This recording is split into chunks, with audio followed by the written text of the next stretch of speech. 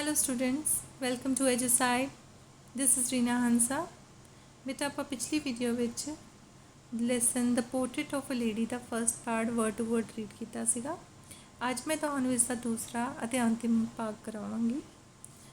ਦੂਜਾ part start ਕਰਨ ਤੋਂ ਪਹਿਲਾਂ ਅਸੀਂ ਜੋ ਪਿਛਲੇ ਪਾਰਟ ਵਿੱਚ ਪੜ੍ਹਿਆ, ਪਿਛਲੇ ਭਾਗ ਵਿੱਚ ਪੜ੍ਹਿਆ ਸੀ, ਅਸੀਂ ਉਹਨੂੰ ਰੀਕੈਪਚੁਲੇਟ ਕਰ ਲੈਂਦੇ ਹਾਂ।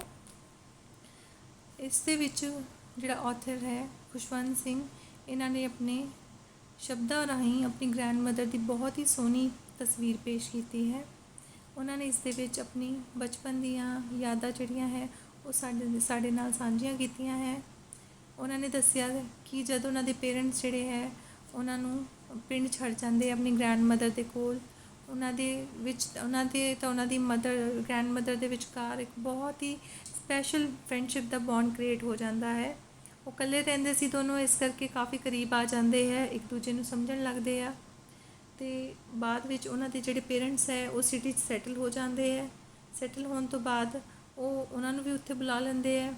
ਜਦ ਖੁਸ਼ਵੰਤ ਸਿੰਘ ਅਤੇ ਉਹਨਾਂ ਦੀ ਗ੍ਰੈਂਡਮਦਰ ਜਿਹੜੇ ਸੀਗੇ ਉਹ ਸਿਟੀ 'ਚ ਆਉਂਦੇ ਆ ਅਤੇ ਬਹੁਤ ਸਾਰੇ ਉਹਨਾਂ ਦੀ ਲਾਈਫ ਵਿੱਚ ਚੇਂਜਸ ਆਉਂਦੇ ਆ।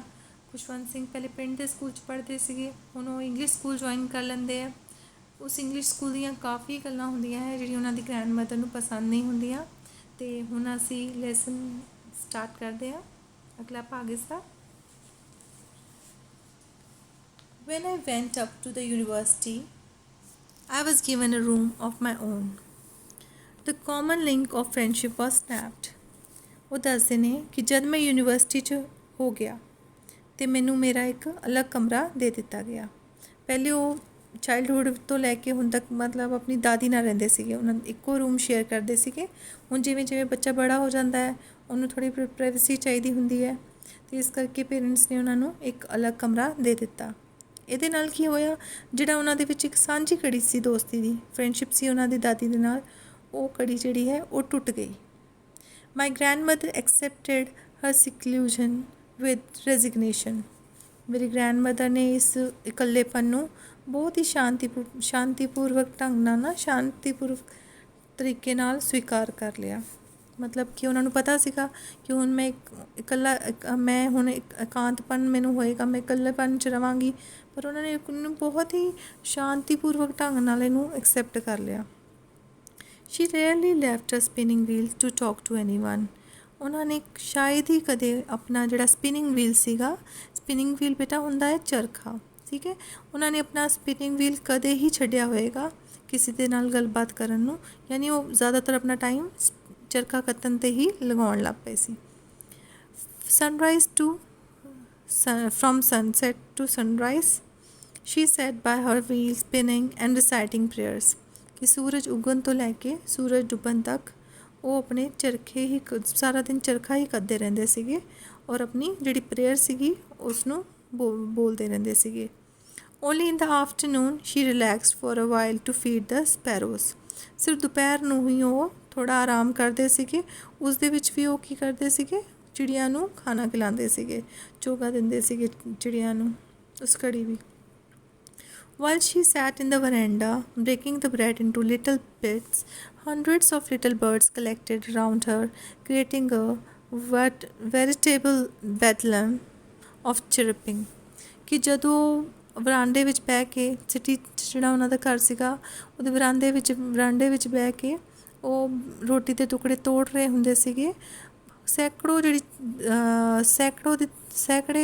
ਦੀ ਤਾਦਾਦ 'ਚ, ਯਾਨੀ ਕਈ ਸੌ ਜਿਹੜੀ ਚਿੜੀਆਂ ਹੈ, ਪੰਛੀ ਹੈ, ਉਹ ਉਹਨਾਂ ਦੇ ਆਲੇ ਦੁਆਲੇ ਜਿਹੜੇ ਹੈ ਆ ਕੇ ਬਹਿ ਜਾਂਦੇ ਸੀ ਔਰ ਇੰਨਾ ਸ਼ੋਰ ਮਚਾਉਂਦੇ ਸੀਗੇ, ਇੱਦਾਂ ਲੱਗਦਾ ਸੀਗਾ ਕਿ ਜਿੱਦਾਂ ਕੋਈ ਪਾਗਲਖਾਨਾ ਹੁੰਦਾ ਹੈ, ਇੰਨਾ ਹੰਗਾਮਾ ਕਰਦੇ ਸੀ। ਤੁਹਾਨੂੰ ਵੀ ਪਤਾ ਜਦ ਬਰਡਸ ਇਕੱਠੇ ਹੁੰਦੇ ਆ ਕਿੰਨੀ ਜ਼ੋਰ ਸੇ ਆਵਾਜ਼ਾਂ ਆਉਂਦੀਆਂ ਆ। Some came and perched on her legs, others on her shoulders. ਕੁਝ ਜਿਹੜੇ ਪੰਛੀ ਸੀਗੇ ਉਹ ਉਹਨਾਂ ਦੇ ਲੱਤਾਂ ਦੇ ਉੱਤੇ ਬੈਠ ਜਾਂਦੇ ਸੀਗੇ ਅਤੇ ਕੁਝ ਜਿਹੜੇ ਸੀ ਉਹ ਉਹਨਾਂ ਦੇ ਮੋਢਿਆਂ 'ਤੇ ਬੈਠ ਜਾਂਦੇ ਸੀ। Some even sat on her head, ਕੁਝ ਤਾਂ ਉਹਨਾਂ ਦੇ ਸਿਰ ਦੇ ਉੱਤੇ ਵੀ ਬੈਠ ਜਾਂਦੇ ਸੀ। Shri smiled but never ਸ਼ੂਡ them ਅਵੇ। ਉਹ ਸਮਾਈਲ ਕਰਦੇ ਸੀਗੇ, ਮੁਸਕਰਾ ਦਿੰਦੇ ਸੀ, ਉਹਨਾਂ ਨੇ ਕਦੀ ਵੀ ਉਹਨਾਂ ਨੂੰ ਗੁੱਸੇ 'ਚ ਉਡਾਇਆ ਨਹੀਂ। It use to be the happiest half hour of the day for her. ਇਹ ਉਹਨਾਂ ਦੇ ਨਾਲ ਇਹ ਉਹਨਾਂ ਦੇ ਲਈ ਸਭ ਤੋਂ ਖੁਸ਼ੀ ਦਾ ਜਿਹੜਾ ਸੀ ਸਮਾਂ ਹੁੰਦਾ ਸੀ। ਪੂਰੇ ਦਿਨ 'ਚ ਇਹ ਅੱਧਾ ਘੰਟਾ ਜਿਹੜਾ ਹੁੰਦਾ ਸੀ ਇਹ ਉਹਨਾਂ ਨੂੰ ਬਹੁਤ ਹੀ ਖੁਸ਼ੀ ਦਿੰਦਾ ਸੀਗਾ। When I decided to go abroad for further studies, I was sure my grandmother would be absent। ਕਿ ਜਦ ਮੈਂ ਅੱਗੇ ਦੀ ਪੜ੍ਹਾਈ ਦੇ ਲਈ ਵਿਦੇਸ਼ ਜਾਣੇ ਦਾ ਤੈਅ ਕੀਤਾ, ਡਿਸਾਈਡ ਕੀਤਾ ਉਹਨਾਂ ਨੇ ਕਿ ਮੈਂ ਹੁਣ ਅੱਗੇ ਦੀ ਪੜ੍ਹਾਈ ਜਿਹੜੀ ਹੈ ਉਹ ਵਿਦੇਸ਼ ਜਾ ਕੇ ਕਰਨੀ ਹੈ। ਅਤੇ ਉਹਨਾਂ ਨੂੰ ਪੱਕਾ ਯਕੀਨ ਸੀਗਾ, ਉਹਨਾਂ ਨੂੰ ਪੱਕਾ ਪਤਾ ਸੀਗਾ ਕਿ ਉਹਨਾਂ ਦੀ ਜਿਹੜੀ ਦਾਦੀ ਹੈ ਉਹ ਬਹੁਤ ਹੀ ਅਪਸੈਟ ਹੋਣਗੇ, ਬੇਚੈਨ ਹੋ ਜਾਣਗੇ ਇਹ ਗੱਲ ਸੁਣ ਕੇ। I would be away for 5 years and at her age one could never tell। ਕਿ ਉਹ ਹੁਣ ਘਰ ਤੋਂ 5 ਸਾਲ ਲਈ ਦੂਰ ਜਾਣਗੇ, ਕਿਉਂਕਿ ਹੁਣ ਵਿਦੇਸ਼ 'ਚ ਪੜ੍ਹਾਈ ਕਰਨੀ ਹੈ ਅਤੇ 5 ਸਾਲ ਉਹਨਾਂ ਨੂੰ ਲੱਗ ਜਾਣੇ ਉੱਥੇ। ਅਤੇ ਇਸ ਉਮਰ ਵਿੱਚ ਉਹਨਾਂ ਦੀ ਉਮਰ ਦੇ ਹਿਸਾਬ ਨਾਲ, ਗ੍ਰੈਂਡ ਮਦਰ ਦੀ ਗੱਲ ਕਰ ਰਹੇ, ਉਹਨਾਂ ਦੀ ਉਮਰ ਦੇ ਹਿਸਾਬ ਦੇ ਨਾਲ ਕੁਝ ਵੀ ਕਿਹਾ ਨਹੀਂ ਜਾ ਸਕਦਾ ਸੀ। ਇਸ ਲਾਈਨ ਦਾ ਮਤਲਬ ਹੈ ਕਿ ਮਤਲਬ ਉਹ ਬਹੁਤ ਓਲਡ ਹੋ ਚੁੱਕੇ ਸੀਗੇ, ਤਾਂ ਕੋਈ ਕਹਿ ਨਹੀਂ ਸਕਦਾ ਸੀਗਾ ਕਿ 5 ਸਾਲ ਬਾਅਦ ਉਹ ਜੀਵਿਤ ਹੋਣਗੇ ਵੀ ਕਿ ਨਹੀਂ। But my grandmother could. ਲੇਕਿਨ ਮੇਰੀ ਜਿਹੜੀ ਗ੍ਰੈਂਡ ਮਦਰ ਸੀ ਉਹ ਜਾਣਦੀ ਸੀ। She was not even sentimental. ਉਹ ਬਿਲਕੁਲ ਵੀ ਜਿਹੜਾ ਹੈ ਭਾਵੁਕ ਨਹੀਂ ਹੋਈ। ਇਹ ਗੱਲ ਸੁਣ ਕੇ ਉਹਨਾਂ ਨੂੰ ਸੀਗਾ ਕਿ ਹਾਂ ਬਈ ਮੇਰੀ ਗ੍ਰੈਂਡ ਮਦਰ ਜਿਹੜੇ ਸੀ ਉਹ ਥੋੜ੍ਹੇ ਬੇਚੈਨ ਹੋਣਗੇ, ਲੇਕਿਨ ਉਹ ਇਹ ਗੱਲ ਸੁਣ ਕੇ ਬਿਲਕੁਲ ਭਾਵੁਕ ਨਹੀਂ ਹੋਈ। She came to leave me at the railway station but did not talk or show any emotion. ਉਹ ਮੈਨੂੰ ਮਤਲਬ ਛੱਡਣ ਰੇਲਵੇ ਸਟੇਸ਼ਨ 'ਤੇ ਆਈ, ਲੇਕਿਨ ਉਹਨਾਂ ਨੇ ਮਤਲਬ ਮੇਰੇ ਨਾਲ ਕੋਈ ਗੱਲਬਾਤ ਨਹੀਂ ਕੀਤੀ, ਨਾ ਹੀ ਉਹਨਾਂ ਨੇ ਕੋਈ ਭਾਵੁਕਤਾ ਪ੍ਰਗਟ ਕੀਤੀ ਕਿ ਮਤਲਬ ਉਹਨਾਂ ਨੂੰ ਕੋਈ ਸੈਂਟੀਮੈਂਟ ਜਿਹੜਾ ਸ਼ੋ ਨਹੀਂ ਕੀਤਾ ਕਿ ਭਾਵੁਕ ਹੈ ਉਹ ਇਸ ਟਾਈਮ। ਹਰ ਲਿਪਸ ਮੂਵਡ ਇਨ ਪ੍ਰੇਅਰਸ, ਹਰ ਮਾਈਂਡ ਵਾਜ਼ ਲੋਸਟ ਇਨ ਪ੍ਰੇਅਰਸ। ਕਿ ਉਹ ਜਿਹੜੇ ਉਹਨਾਂ ਦੀ ਲਿਪਸ ਹੈ, ਉਹਨਾਂ ਦੀ ਬੁੱਲ ਹੈਗੇ ਆ, ਉਹ ਹਿਲ ਰਹੇ ਸੀਗੇ ਕਿ ਪ੍ਰਾਰਥਨਾ ਕਰ ਰਹੇ ਸੀਗੇ, ਅਤੇ ਉਹਨਾਂ ਦਾ ਮਨ ਜਿਹੜਾ ਸੀ ਉਹ ਬਿਲਕੁਲ ਪਾਠ ਵਿੱਚ ਖੋਇਆ ਹੋਇਆ ਸੀ। ਉਹ ਪਾਠ ਕਰ ਰਹੇ ਸੀਗੇ, ਮੌਨ ਪਾਠ ਕਰਦੇ ਹੁੰਦੇ ਸੀਗੇ, ਇਸ ਕਰਕੇ ਉਹ ਪਾਠ 'ਚ ਖੋਇਆ ਹੋਇਆ ਸੀ ਉਹਨਾਂ ਦਾ ਮਨ। Her fingers were busy telling the beads of her rosary. ਅਤੇ ਜਿਹੜੀ ਉਹਨਾਂ ਦੀ ਉਂਗਲੀਆਂ ਸੀਗੀਆਂ ਉਹ ਵੀ ਮਾਲਾ ਫੇਰਨ ਵਿੱਚ ਰੁੱਝੀਆਂ ਹੋਈਆਂ ਸੀਗੀਆਂ।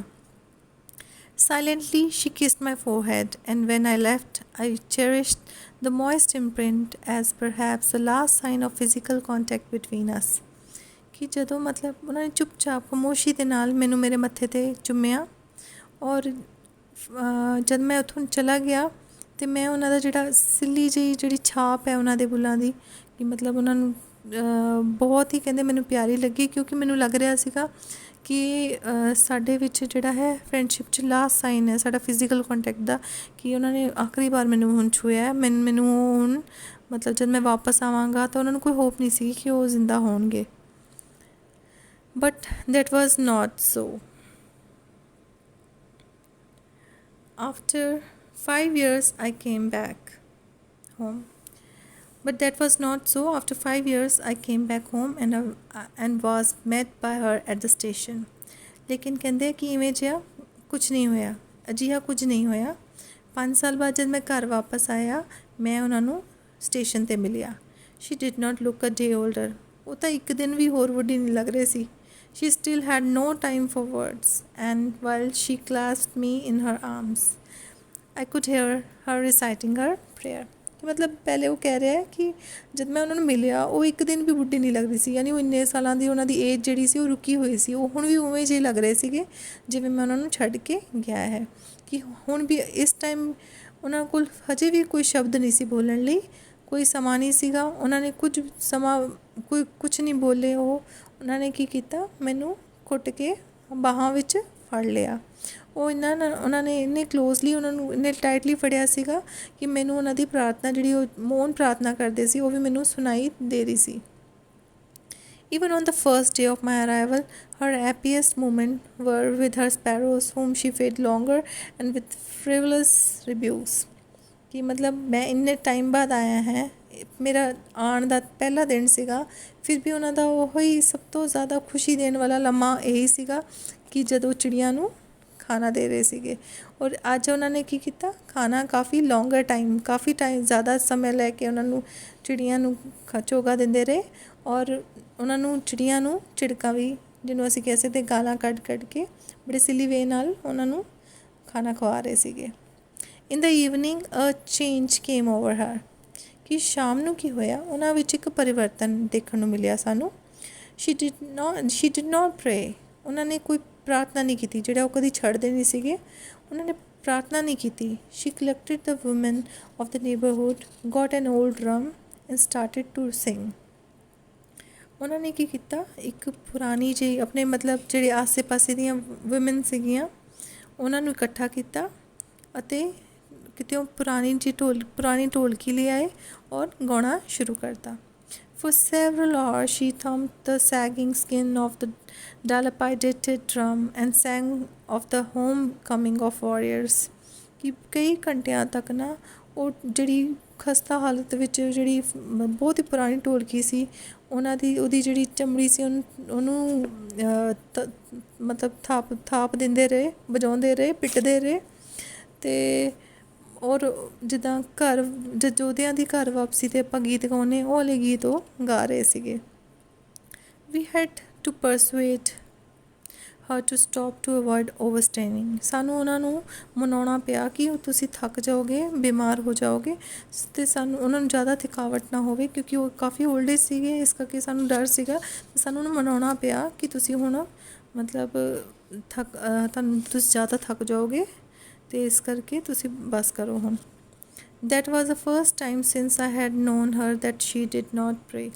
ਕਿ ਪਹਿਲੀ ਵਾਰ ਹੋਇਆ ਸੀਗਾ ਜਦ ਮਤਲਬ ਮੈਂ ਪਹਿਲੀ ਵਾਰ ਦੇਖਿਆ ਸੀਗਾ ਜਿਸ ਦਿਨ ਉਹਨਾਂ ਨੇ ਪ੍ਰੇ ਨਹੀਂ ਕੀਤੀ ਸੀ, ਯਾਨੀ ਉਹ ਬਿਨਾਂ ਪ੍ਰੇ ਜਿਹੜੇ ਕੀਤੇ ਉਹ ਰਹਿ ਗਏ ਸੀ। ਉਹ ਕਦੀ ਪ੍ਰੇ ਨਹੀਂ ਛੱਡਦੇ ਸੀ ਆਪਣੀ, ਹਮੇਸ਼ਾ ਪ੍ਰਾਰਥਨਾ ਕਰਦੇ ਰਹਿੰਦੇ ਸੀਗੇ।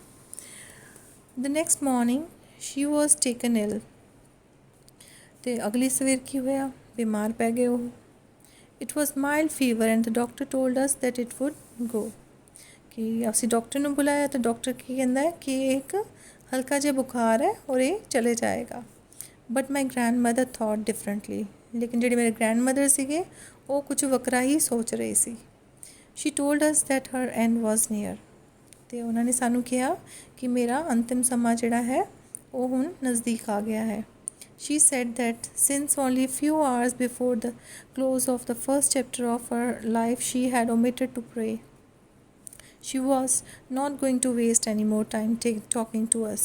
ਅਤੇ ਉਹਨਾਂ ਨੇ ਸਾਨੂੰ ਕਿਹਾ ਕਿ ਜਿਵੇਂ ਮੇਰੀ ਜ਼ਿੰਦਗੀ ਦਾ ਜਿਹੜਾ ਹੈ ਉਹ ਪਹਿਲੇ ਪਾਰਟ ਦੀ ਸਮਾਪਤੀ ਹੋ ਰਹੀ ਹੈ, ਇਸ ਕਰਕੇ ਕੁਝ ਘੰਟਿਆਂ ਪਹਿਲੇ ਹੀ ਮੈਂ ਪ੍ਰਾਰਥਨਾ ਕਰਨਾ ਭੁੱਲ ਗਈ ਅਤੇ ਹੁਣ ਮੈਂ ਤੁਹਾਡੇ ਨਾਲ ਗੱਲਾਂ ਕਰਕੇ ਮੈਂ ਉਹ ਸਮਾਂ ਬਰਬਾਦ ਨਹੀਂ ਕਰਾਂਗੀ ਅਤੇ ਮੈਨੂੰ ਹੁਣ ਤੁਸੀਂ ਮਤਲਬ ਪ੍ਰੇ ਕਰਨ ਦਿਓ। ਅਤੇ ਉਹ ਇਸ ਟਾਈਮ ਵੀ ਇਹ ਕਹਿ ਰਹੇ ਸੀਗੇ ਕਿ ਮੇਰੇ ਨਾਲ ਕੋਈ ਗੱਲਬਾਤ ਨਾ ਕਰੋ, ਮੇਰਾ ਬਹੁਤ ਟਾਈਮ ਖਰਾਬ ਹੋਇਆ ਹੈ। ਮੈਂ ਪ੍ਰਾਰਥਨਾ ਕਰਨਾ ਓਮਿਟਡ ਦਾ ਮਤਲਬ ਹੁੰਦਾ ਭੁੱਲ ਜਾਣਾ, ਅਤੇ ਮੈਂ ਪ੍ਰਾਰਥਨਾ ਕਰਨਾ ਭੁੱਲ ਗਈ ਹਾਂ ਅਤੇ ਮੈਂ ਹੁਣ ਤੁਹਾਡੇ ਨਾਲ ਗੱਲ ਕਰਕੇ ਮੈਂ ਨਾ ਆਪਣਾ ਸਮਾਂ ਨਸ਼ਟ ਨਹੀਂ ਕਰਨਾ, ਮੈਨੂੰ ਹੁਣ ਪਾਠ ਕਰਨ ਦਿਓ। ਵੀ ਪ੍ਰੋਟੈਸਟਡ ਬਟ ਸ਼ੀ ਇਗਨੋਰਡ ਆਵਰ ਪ੍ਰੋਟੈਸਟ। ਕਿ ਅਸੀਂ ਇਸ ਦਾ ਵਿਰੋਧ ਕੀਤਾ ਲੇਕਿਨ ਉਹਨਾਂ ਨੇ ਸਾਡੇ ਵਿਰੋਧ ਦੀ ਕੋਈ ਪਰਵਾਹ ਨਹੀਂ ਕੀਤੀ। She lay peacefully in bed praying and telling her beads. ਉਹ ਆਪਣੇ ਬੈੱਡ 'ਤੇ ਆਰਾਮ ਨਾਲ ਲੇਟ ਗਏ ਪ੍ਰੇ ਕਰਦੇ ਹੋਏ, ਔਰ ਮਤਲਬ ਆਪਣਾ ਜੋ ਰੋਜ਼ਰੀ ਫੇਰਦੇ ਸੀਗੇ ਉਹ ਮਾਲਾ ਜਿਹੜੀ ਹੈ ਉਹ ਫੇਰਨੀ ਸ਼ੁਰੂ ਕਰ ਦਿੱਤੀ ਉਹਨਾਂ ਨੇ, ਔਰ ਆਪਣੇ ਜੋ ਜਾਪ ਵਗੈਰਾ ਕਰਦੇ ਸੀ ਪਾਠ ਕਰਨਾ ਸ਼ੁਰੂ ਕਰ ਦਿੱਤਾ। Even before we could suspect her lips stop moving and the rosary fell from her lifeless fingers. ਕਿ ਸਾਨੂੰ ਸ਼ੱਕ ਹੋਣ ਤੋਂ ਪਹਿਲਾਂ ਹੀ ਉਹਨਾਂ ਦੇ ਜਿਹੜੇ ਲਿਪਸ ਜਿਹੜੇ ਸੀਗੇ, ਉਹਨਾਂ ਦੇ ਬੁੱਲ ਸੀਗੇ ਉਹ ਹਿੱਲਣਾ ਬੰਦ ਹੋ ਗਏ, ਔਰ ਉਹਨਾਂ ਦੇ ਹੱਥਾਂ 'ਚ ਉਂਗਲੀਆਂ ਜਿਹੜੀ ਮਾਲਾ ਫੜੀ ਸੀ ਉਹਨਾਂ ਦੀ ਉਹ ਜ਼ਮੀਨ 'ਤੇ ਗਿਰ ਗਈ, ਹੇਠਾਂ ਗਿਰ ਗਈ। Peaceful pallor spread on her face and we knew that she was dead. ਅਤੇ ਉਹਨਾਂ ਦੇ ਜਿਹੜਾ ਚਿਹਰਾ ਸੀਗਾ ਬੜਾ ਹੀ ਸ਼ਾਂਤ ਪੀਲਾਪਨ ਛਾ ਗਿਆ ਉਹਨਾਂ ਦੇ ਚਿਹਰੇ 'ਤੇ, ਔਰ ਸਾਨੂੰ ਪਤਾ ਚੱਲ ਗਿਆ ਸੀਗਾ ਕਿ ਉਹ ਹੁਣ ਮਰ ਚੁੱਕੇ ਨੇ, ਪੂਰੇ ਹੋ ਚੁੱਕੇ ਨੇ ਹੁਣ। We lifted her off the bed and, as is customary, laid her on the ground and covered her with a red shroud। ਕਿ ਅਸੀਂ ਉਹਨਾਂ ਨੂੰ ਚੁੱਕ ਕੇ ਜ਼ਮੀਨ 'ਤੇ ਨੀਚੇ ਜਿੱਦਾਂ ਰਿਵਾਜ਼ ਸੀਗਾ ਉਹਦੇ ਮੁਤਾਬਿਕ ਅਸੀਂ ਉਹਨਾਂ ਨੂੰ ਹੇਠਾਂ ਲਿਟਾ ਦਿੱਤਾ ਗਰਾਊਂਡ 'ਤੇ, ਅਤੇ ਉਹਨਾਂ ਦੀ ਬੋਡੀ ਨੂੰ ਕਵਰ ਕਰ ਦਿੱਤਾ ਗਿਆ ਲਾਲ ਰੰਗ ਦੇ ਕਫਨ ਦੇ ਨਾਲ। After a few hours of mourning, we left her alone to make arrangements for her funeral।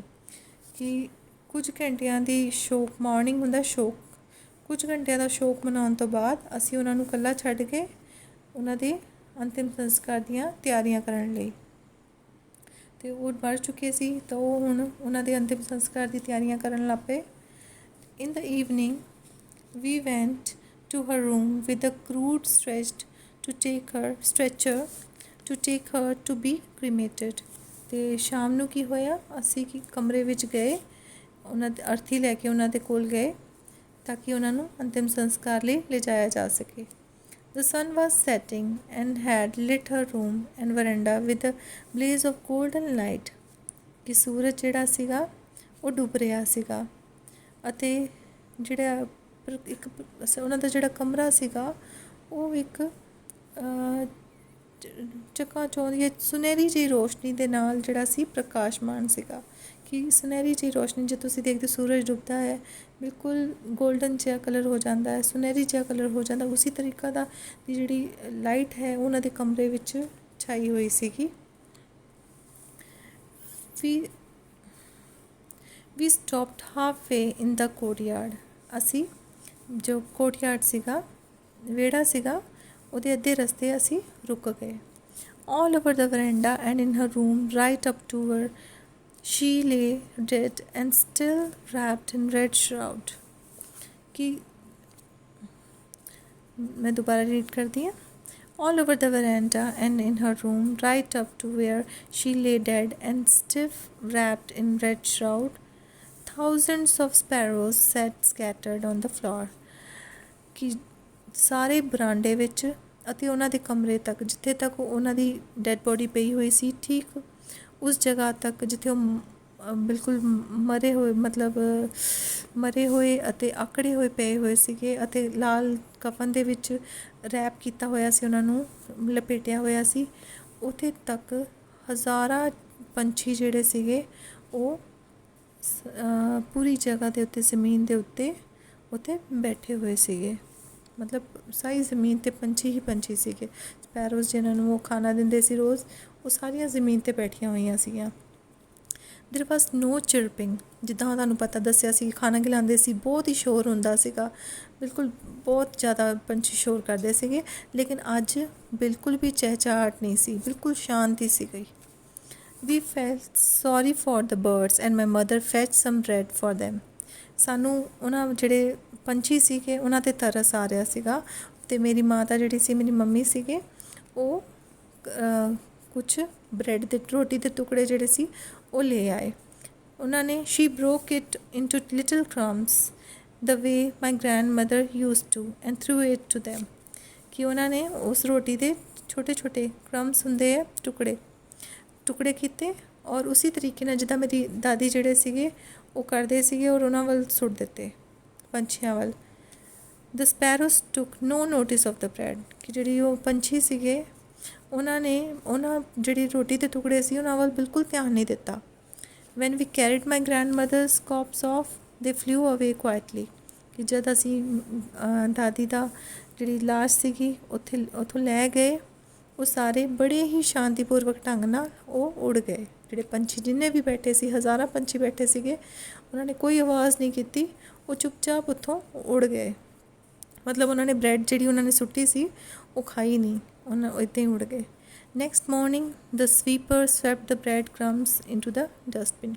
ਅਗਲੀ ਸਵੇਰ ਜਿਹੜੀ ਹੈ, ਜਿਹੜਾ ਸਵੀਪਰ ਸੀਗਾ ਉਸਨੇ ਜਿਹੜੀ ਬ੍ਰੈਡ ਹੈ ਉਸਨੂੰ ਝਾੜੂ ਲਗਾਇਆ ਔਰ ਉਸਨੂੰ ਡਸਟਬਿਨ ਵਿੱਚ ਸੁੱਟ ਦਿੱਤਾ। ਅਤੇ ਸਾਨੂੰ ਇਸ ਤੋਂ ਪਤਾ ਚੱਲਦਾ ਕਿ ਜਿਹੜੇ ਬਰਡ ਸੀਗੇ, ਇੱਕ ਜਿਹਨਾਂ ਨੂੰ ਅਸੀਂ ਕਹਿੰਦੇ ਹਾਂ ਕਿ ਇਹਨਾਂ ਨੂੰ ਕੋਈ ਹੈ ਨਹੀਂ ਹੈ, ਜਾਨਵਰ ਹੀ ਹੈ, ਬਟ ਉਹ ਬਰਡਸ ਜਿਹੜੇ ਸੀਗੇ ਉਹਨਾਂ ਨੇ ਬਿਲਕੁਲ ਲਾਲਚ ਨਹੀਂ ਕੀਤਾ ਕਿ ਬ੍ਰੈਡ ਲਈ ਨਹੀਂ ਉਹ ਆਉਂਦੇ ਸੀ, ਉਹ ਪਿਆਰ ਦੇ ਭੁੱਖੇ ਹੁੰਦੇ ਆ। ਅਤੇ ਇਸ ਦੇ ਨਾਲ ਸਾਡਾ ਲੈਸਨ ਜਿਹੜਾ ਹੈ ਉਹ ਫਿਨਿਸ਼ ਹੁੰਦਾ ਆ। ਅਤੇ ਹੋਪ ਤੁਹਾਨੂੰ ਮੇਰਾ ਲੈਸਨ ਪੜ੍ਹਾਇਆ ਸਮਝ ਆਇਆ ਹੋਏਗਾ। ਮੈਂ ਕੋਸ਼ਿਸ਼ ਤਾਂ ਪੂਰੀ ਕੀਤੀ ਹੈ, ਬਟ ਚਲੋ। ਅਤੇ ਤੁਸੀਂ ਹੁਣ ਮੇਰਾ ਜਿਹੜਾ ਚੈਨਲ ਹੈ ਐਜੂਸਾਈਡ, ਇਸ ਨੂੰ ਜ਼ਰੂਰ ਸਬਸਕ੍ਰਾਈਬ ਕਰਿਓ, ਮੇਰੀ ਵੀਡੀਓ ਨੂੰ ਜ਼ਰੂਰ ਲਾਈਕ ਕਰਿਓ। ਜੇ ਮੇਰੇ ਕੋਲ ਕੋਈ ਤੁਹਾਨੂੰ ਲੱਗਦਾ ਹੈ ਕਿ ਇਸ ਦੇ ਵਿੱਚ ਇੰਪਰੂਵਮੈਂਟ ਦੀ ਲੋੜ ਹੈ ਤਾਂ ਕਮੈਂਟ ਸੈਕਸ਼ਨ 'ਚ ਜਾ ਕੇ ਜ਼ਰੂਰ ਕਮੈਂਟ ਕਰਿਓ। ਅਤੇ ਥੈਂਕ ਯੂ ਸੋ ਮੱਚ।